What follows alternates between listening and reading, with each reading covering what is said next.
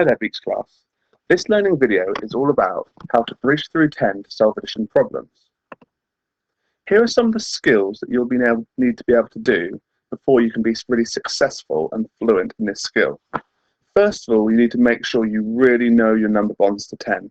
We're going to be using number bonds to 10 a lot during this activity. Secondly, you need to be able to make sure that you can add single digits to multiples of 10. For example, if you had a sum like 30 add 3, you know the answer would be 33. You wouldn't have to count it on your head. Or if you had a sum like 70 add 6, you know the answer would be 76. You wouldn't have to add the answer in your head. Now, if you feel that you're fluent on both these skills, carry on watching. If not, I suggest to go back and practice these skills. Here's the equipment you'll need to complete the activities. We've got some kind of 10 grid. Okay? You can make one of these yourself. Very simple. We've got counters. Double-sided counters are great, but normal counters are also fine, or alternatively, any small item can act as a counter. 2 different sorts, though, would be perfect. We've got some calculation cards, although I've actually attached some worksheets that could give you the calculations to work from, a ruler and a pencil. Once you've collected all of these items, you can get cracking. So, here's what I mean by bridging through 10. The first thing I'm going to do is I'm going to create a calculation for which I do not have number bond knowledge. I don't yet know the number bond for 9 add 4, so I need a different way of calculating it. Now I could just put the number 9 in my head and then count on 4, 10, 11, 12, 13. It will get me the right answer, but what we're looking to is move on from this counting method towards a calculation method, because it'll be really useful when we come to much trickier problems in the future. So, the first tool I'm going to use is my 10 grid. I'm going to put 9 red counters into my 10 grid. Okay? So 1, 2, 3, 4, 5, 6, 7, 8, 9. 9 counters into my 10 grid. Now, what I'm going to do is I'm going to use this bridging through 10 technique. So I'm going to take the remaining add end here, the 4, and I'm going to split it into 2 parts. Okay? I'm going to partition this. I'm going to partition it in such a way that I fill up my 10 grid and then add the remaining part. Okay?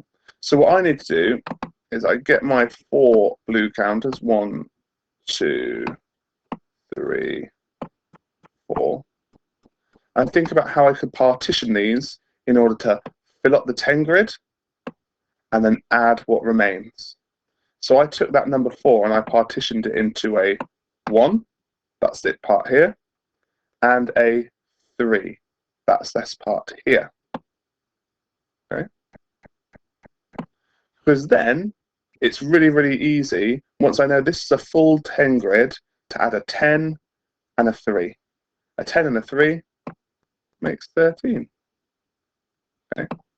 An alternative way that I could do this is I could use the same skill, but instead of using a 10 grid, I could use a number line. So again, let me create a calculation for which I do not have number bond knowledge. For example, 8 add 6. Okay. This time I'm going to use the same skill. I'm going to bridge through 10, but I'm going to use a number line to help me. So I'll first of all draw a number line. Okay. So that again, I'll start with the large number. I'll start with the 8, but this time, instead of putting it in counters on my 10 grid, I'm going to draw it onto my number line. Okay. So I've got 8 there, and I'm going to take on a jump of 6. Now I could do this as one jump of 6. The only problem is I don't have that number bond knowledge.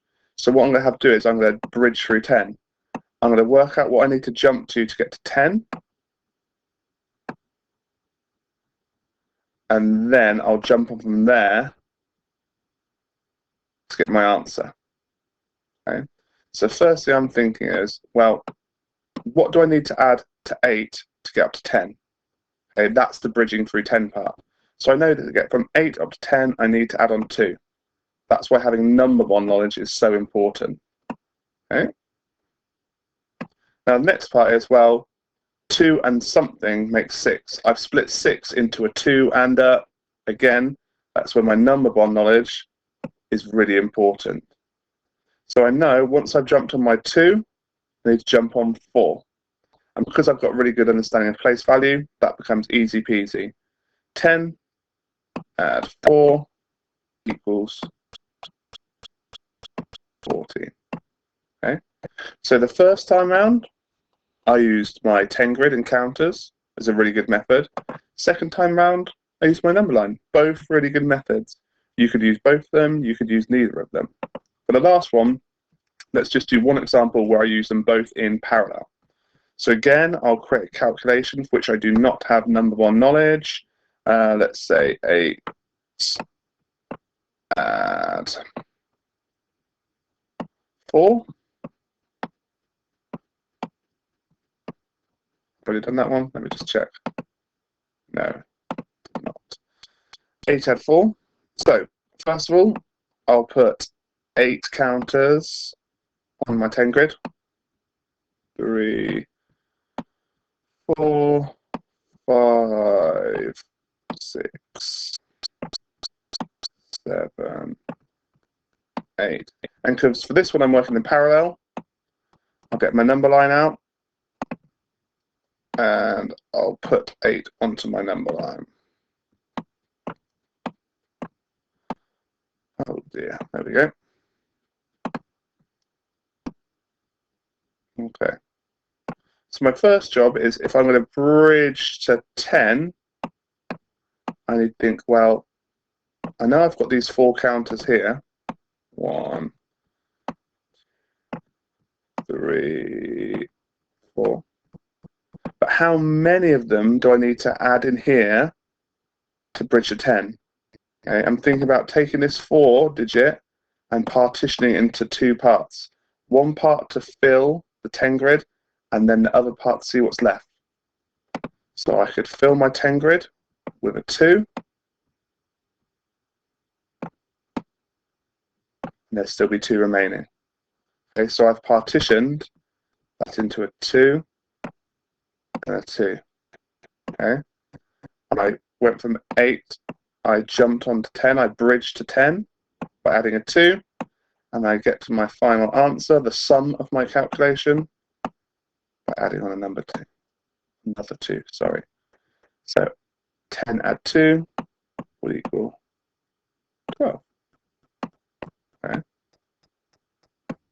So as you can see, in order to solve these types of problems, in order to calculate these type of problems and move on from just counting, we need really strong knowledge of number bonds and really good strong knowledge of how to add on single digits to multiples of 10. Now, once you can do this, your next step is you can then use this understanding of bridging through 10 to bridge through multiples of 10. Let me show you what I mean. So you might be faced with a problem like this, 35 add 7. Now, I'm not going to use counters anymore because I can't be doing with putting 35 counters out. That's a waste of my time. I'm moving on from that. I'm going to use the number line method. So I'm going to draw my number line. Get that out the way. Oh dear, it's a bit funny. Get that out of the way somewhere. Okay. So I'm going to put 35 as my starting point. Now, in the past, I've bridged to 10. This time, I'm not going to bridge to 10, but I am going to bridge to the next multiple of 10, the next number in the 10 times table. So 20, 30, 40. I'm going to bridge to 40. So when I'm splitting my 7 up, when I'm partitioning my 7, I'm thinking about I need to break it into a part, which will help me jump from 35 to 40, and then the remaining part, which will take me to the sum of my calculation. And because I've got such good number bond knowledge, I know that a 5 and 5 makes 10, so 35 and 5 makes 40. So I break my 7 into a 5, and because I've got such good number bond knowledge, I know that 5 and 2 makes 7. So I know that my remaining little jump needs to be 2. So I jumped on the 5 to get me to 40. I jumped onto 2, which will get me to 42. Let's do more of these before we finish. Okay, so I've got 69 and 4. Okay, draw my number line. Quickly get my ruler out the way. I'm going to start 69 is my starting number. There we go. What a bit of a funny 9 there. Okay, so again, I'm not going to bridge to 10, but I'm going to bridge the next multiple of 10. The next multiple of 10 after 60 is 70. So I'm going to bridge to 70, and then I'm going to jump on to find the sum of this calculation. So I'm looking at this number 4 and thinking, right, I'm going to partition this 4 into 2 separate parts. The first part is going to help me bridge to the next multiple of 10, and then the remaining part will help me take me to the sum. So because I've got good, strong number model knowledge, I know that 9 and 1 makes 10.